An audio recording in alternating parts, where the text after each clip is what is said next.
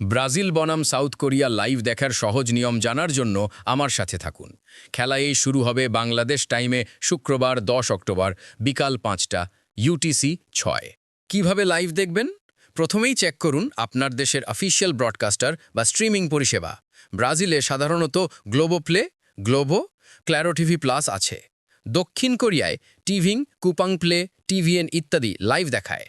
আন্তর্জাতিকভাবে ম্যাচটি পাওয়া যেতে পারে ড্যাজেন, ESPN বা প্যারামাউন্ট প্লাস বা স্থানীয় স্পোর্টস নেটওয়ার্কে। আপনার সিম্পল সার্চে নির্দিষ্ট অপশনগুলো দেখতে পারবেন। Bet365 news +1। যদি আপনার দেশে সরাসরি কাভারেজ না থাকে, 2টি নিরাপদ উপায় আছে। 1, অফিসিয়াল স্ট্রিমিং প্ল্যাটফর্মে সাবস্ক্রাইব করে VPN দিয়ে সেই দেশের লাইব্রেরি ব্যবহার করা। শুধু অফিসিয়াল সাবস্ক্রিপশন ব্যবহার করুন।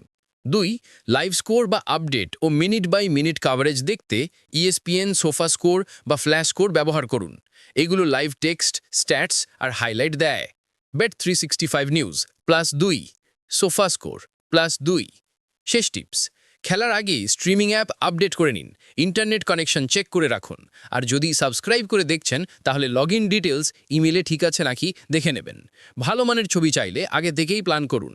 এখনই আপনার পছন্দের প্ল্যাটফর্ম খুঁজে নিন আর মিলেমিশে দারুণ ম্যাচ উপভোগ করুন।